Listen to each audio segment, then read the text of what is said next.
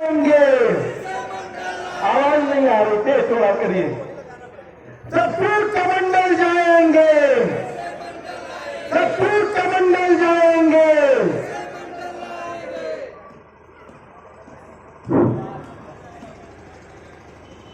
धन्यवाद। संचालन कर रहे राजीव भाई जी और माननीय जगनंदन यादव जी की आज पुण्यतिथि है। ये हमारे ही गांव गोपालपुर के रहे। इनका सामाजिक विकास में, सामाजिक चिंतन करने में काफी योगदान रहा।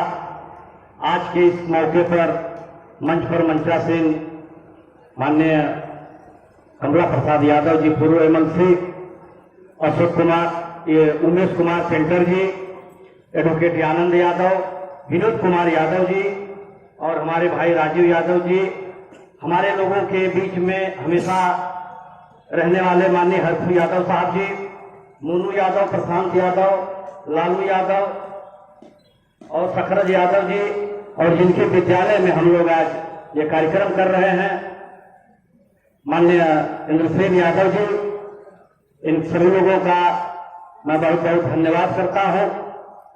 साथियों, आज माननीय जगनंदन यादव जी की जो पुण्यतिथि है, इनके पुण्यतिथि के अवसर पर जो सामाजिक न्याय कार्यक्रम का आयोजन किया गया है, इसमें आप सभी लोग बड़े पैमाने पर उपस्थित हुए, इसलिए आप सभी लोगों का बहुत बहुत धन्यवाद। और हमारे बीच में नवनिर्वाचित तहसीलदार अध्यक्ष अनिल कुमार वर्मा साहब भी मौजूद हैं। साथियों, जो सामाजिक न्याय की बात हो रही है, वास्तव में सामाजिक न्याय है क्या? आप सभी लोग जानते भी होंगे कि आज तक हम लोगों को यही बताया गया कि इस देश में अंग्रेज आए, क्योंकि सामाजिक न्याय का कार्यक्रम है तो सामाजिकता की बात होनी चाहिए। कहां हमारी चूक हो रही है, इसकी बात भी जानकारी होनी जरूरी है। साथियों, आज तक हम लोगों को यही बताया गया कि हमारे इस देश में अंग्रेज आए और हमारे लोगों को गुलाम बनाए और हमारे साथ अन्याय अत्याचार किए।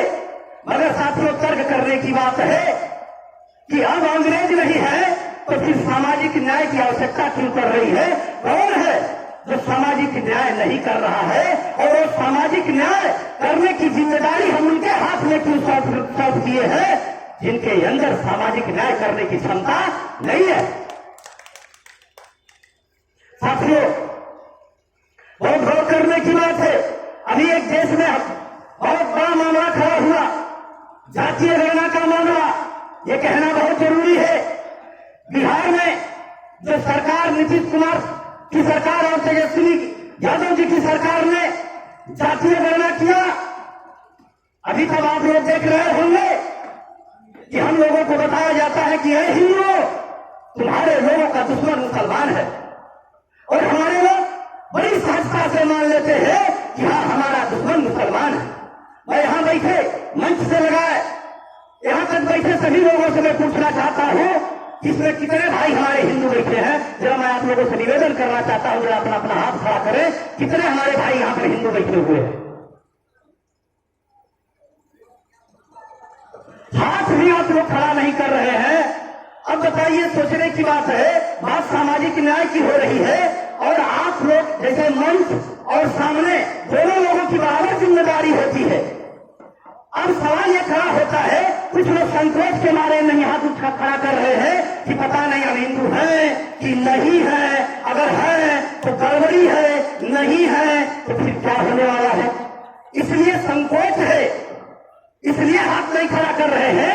मैं हाथ इसलिए खड़ा करवाना चाह रहा था कि मैं आप लोगों को यह बता सकूं कि अगर यहां बैठे हुए सभी लोग अगर हिंदू हैं, तो अगर जातीय गणना हो रही थी बिहार में, तो अगर आपका दुश्मन, हिंदुओं का दुश्मन अगर मुसलमान है, तो जातीय गणना को रोकने का काम मुसलमान को करना चाहिए था, यानी हिंदू को नहीं करना चाहिए था। मैं यही बात बताना चाह रहा था आप लोगों को। अगर मुसलमान हमारा दुश्मन है तो जातीय गणना जब हो रही थी तो हाई कोर्ट और सुप्रीम कोर्ट में पहुंच करके हमारे हक और अधिकार को रोकने का काम तथाकथित हिंदुओं ने किया। और सही बता दूं, अगर आप भी होते हिंदू, हम भी अगर होते हिंदू, तो जातीय गणना का विरोध कोई मुसलमान कर रहा होता तब तो हम मान लेते।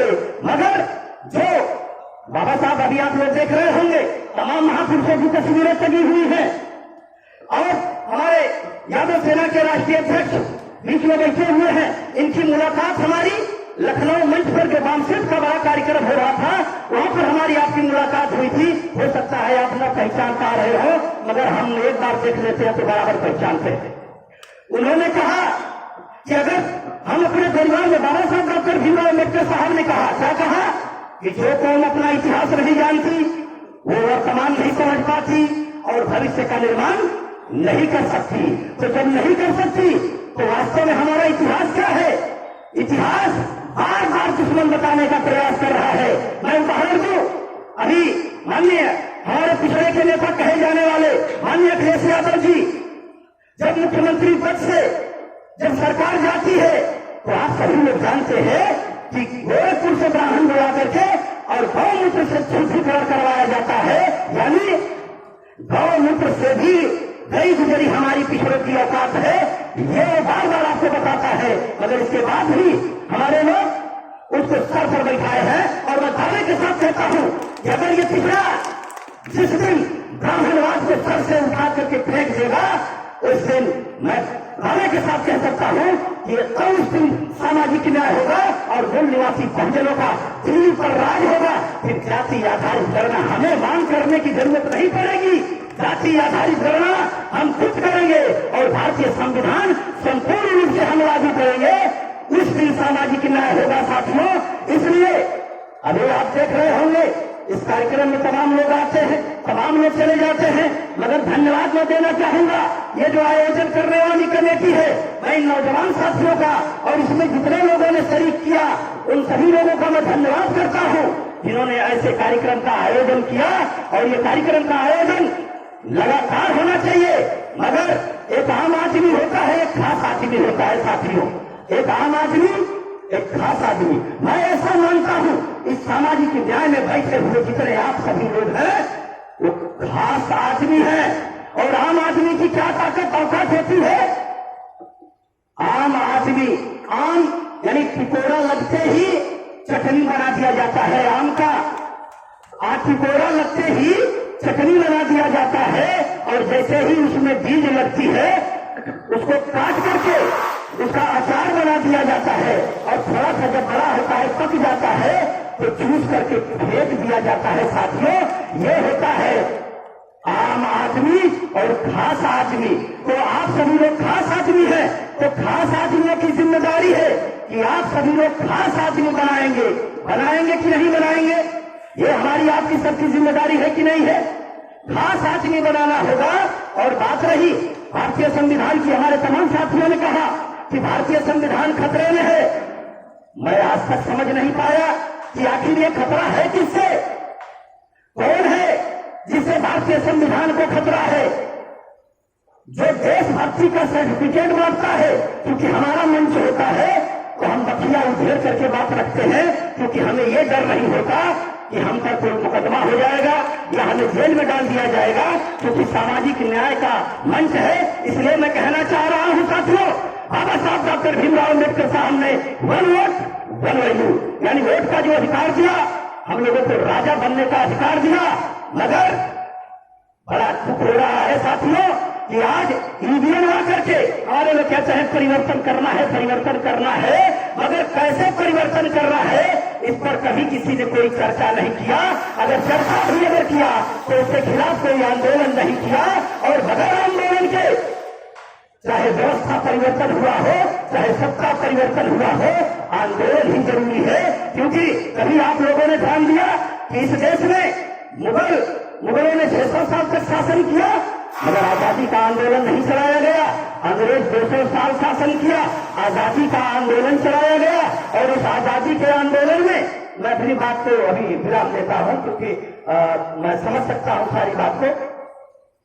आंदोलन चलाया और इस देश में आंदोलन चलाने वाले हमारे लोग रहे और इस देश का शासक, क्योंकि आंदोलन का अगुआ इस देश में ब्राह्मण हुआ, और जो आंदोलन सफल होता है तो जो आंदोलन चलाने वाले होते हैं वो देश के शासक बनते हैं। मैं उदाहरण देकर बताना चाहता हूँ कि इस देश में मरने वाला इस देश का मूल निवासी यादव, लोनिया, चौहान, चमार, भंगी, पासी, ये जो मैं नाम गिना रहा हूँ ये हमारे महापुरुषों के द्वारा दिया नाम नहीं है, ये ब्राह्मण लोगों के द्वारा दिया हुआ नाम है। इन लोगों ने, ब्राह्मण लोगों ने आंदोलन चलाया और हमारे लोगों का साथ लिया और आंदोलन सफल हुआ। अंग्रेज देश छोड़कर गए और पंडित जवाहरलाल नेहरू देश का प्रथम प्रधानमंत्री बना, यानी फिर देश में ब्राह्मण राज सत्ता स्थापित हो गई, यानी मूल निवासी बहुजनों का सत्ता नहीं आ पाया। क्यों? क्योंकि सरदार वल्लभ भाई पटेल को देश का प्रधानमंत्री बनना था, क्योंकि ये तय किया गया था पिछड़ों के साथ, इस देश के मूल निवासी पिछड़ों के साथ कितना बड़ा धोखा होता चला आया।